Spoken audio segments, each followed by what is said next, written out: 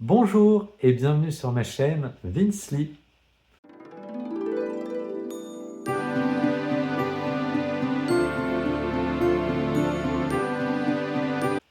Je vais vous parler aujourd'hui du livre de Laurence de Cock, Une histoire de France populaire, qui a été illustré en partie par Fred Sauchard.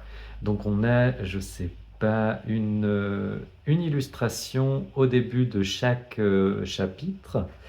Alors, par exemple, celle sur le chapitre de l'esclavage enrichi, la France et ses colonies. Donc, vous pourrez avoir voilà, un exemple des illustrations qui parsèment ce livre. C'est un livre que j'ai beaucoup aimé parce que je l'ai trouvé très accessible. Enfin, voilà, c'était accessible pour moi. J'ai pu comprendre facilement, le propos était clair. Et c'est vrai que Laurence de Cock, je l'ai aperçue lors des causeries qui se sont passées au festival Les Diagonales à la Souterraine. Et elle a cette faculté, en parlant, elle a eu cette faculté de me passionner, voilà, parce on sent qu'elle a cette habitude-là. Elle est professeure en lycée et chargée de cours aussi à l'université de Paris. Et donc, ça se ressent, en tout cas, moi, elle m'a transporté quand elle parlait. Sa manière de raconter l'histoire. Elle va dans ce livre se concentrer sur une histoire du peuple français et sur la question d'à partir de quel moment on peut parler de la France comme on la conçoit aujourd'hui. Avec aussi une prise de distance par rapport au roman national qui peut être utilisé par certaines idéologies et certains partis politiques pour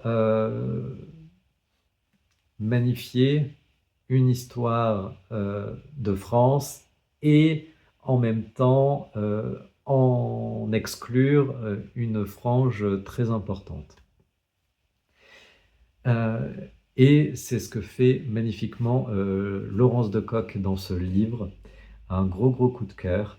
Elle va retracer l'histoire des colonies. On va avoir aussi accès aux différents mouvements sociaux qui ont jalonné toute l'histoire du territoire français, avec le rôle aussi des femmes. Et ce qui m'a vraiment plu, c'est que elle raconte aussi l'histoire et elle intègre l'histoire des colonies, de la colonisation et des territoires de la Martinique, de la Guadeloupe, de ces territoires qui ont été colonisés par les Français à une certaine époque, et retrace aussi l'histoire de l'esclavage avec tous les drames que ça a pu engendrer, les traumatismes qui persistent encore aujourd'hui dans les sociétés. Donc du coup, ça m'a vraiment passionné de le découvrir à travers ce livre.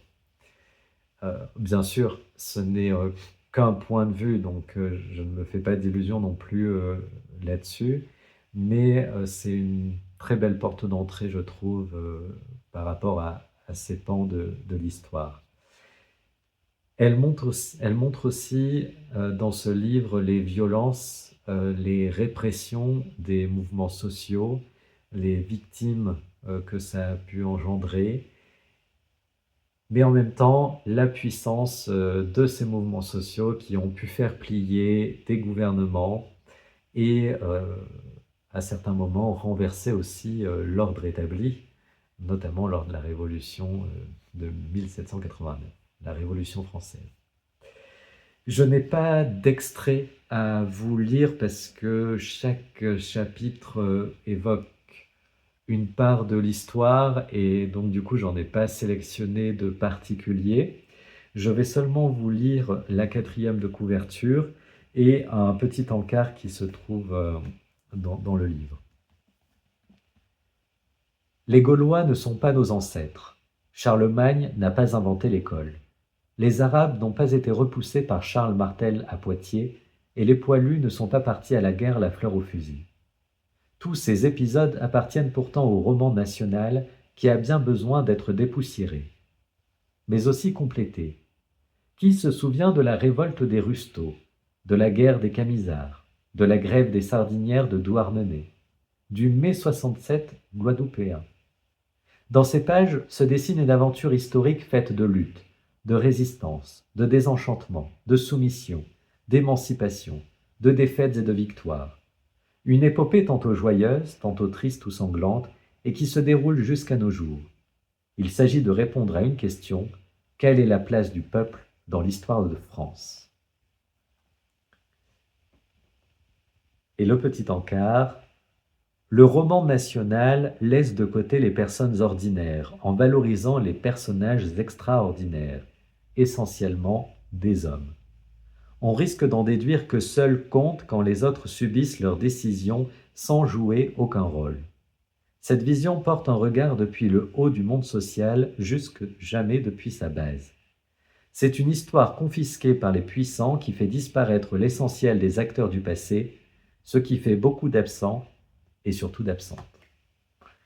Et puis, voilà, j'ai vraiment beaucoup aimé ce livre et on voit l'évolution de l'histoire qui nous mène à la situation dans laquelle on vit aujourd'hui, dans le contexte actuel.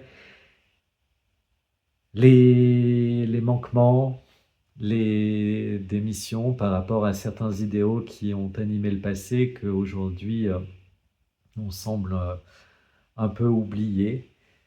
Et puis aussi cette extrême droite qui grandit et qui prend de plus en plus de place, cette mesure qui a été prise depuis les années 80, avec Mitterrand qui donne la parole à Jean-Marie Le Pen.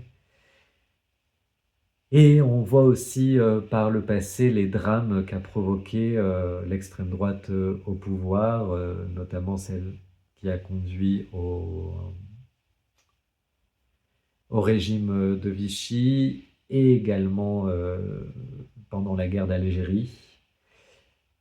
Et il y a aussi, bien sûr, une part critique sur la gauche qui a été au gouvernement et qui s'est grillée à ce moment-là, malheureusement. Et donc, du coup, elle donne quand même une note d'espoir à la fin, sous un sous-chapitre debout, et s'engage à la réflexion sur les derniers mouvements ultra-contemporains qu'on a connus avec Nuit debout et les Gilets jaunes, et puis ce qu'en font aussi les gouvernements à travers les cahiers de doléances, qui n'ont pas été spécialement traités et pris en compte par les gouvernants, et qu'on peut retrouver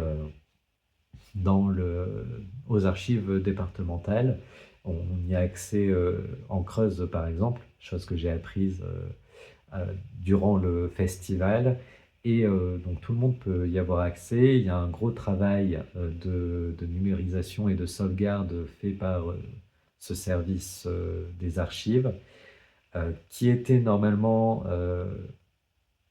confié à des entreprises privées, mais qui n'ont pas fait le job ou qui l'ont mal fait. Et aujourd'hui, ce sont des chercheurs, des chercheuses qui s'y intéressent sans forcément de financement approprié, propre en tout cas. Voilà ce que j'ai un peu retenu des causeries des diagonales. Après, je n'en suis aucunement expert et j'en fais qu'une restitution très brève et très incomplète, mais c'est en gros un petit peu ce que j'ai retenu. J'espère vraiment vous avoir donné envie de découvrir ce livre qui se lit vraiment très très bien et qui est une belle plongée dans l'histoire de France qui n'est pas rébarbative, qui est très accessible, qui donne sa place aux femmes, aux hommes, aux blancs, aux noirs, aux minorités. Et donc, c'est en ce sens que j'ai trouvé vraiment très important et primordial dans, dans mes lectures sur l'histoire. J'arrive à la fin de cette vidéo, j'espère qu'elle vous a plu, que vous êtes resté jusqu'au bout. Vous pouvez bien sûr, chose que je ne dis pas, mettre des commentaires. Et je ne sais pas si vous avez remarqué, mais j'ai découvert que je pouvais faire des vidéos 4K de meilleure qualité avec mon ordinateur au niveau du montage. Donc j'espère que vous l'aurez remarqué, qu'on va voir la différence à l'écran. Donc je progresse tous les jours. Donc je vais aussi m'attaquer au livre de Baxter, Évolution 1 et 2. Et puis je vous retrouve très prochainement pour une nouvelle vidéo. Surtout, prenez soin de vous, ménagez-vous. Bye!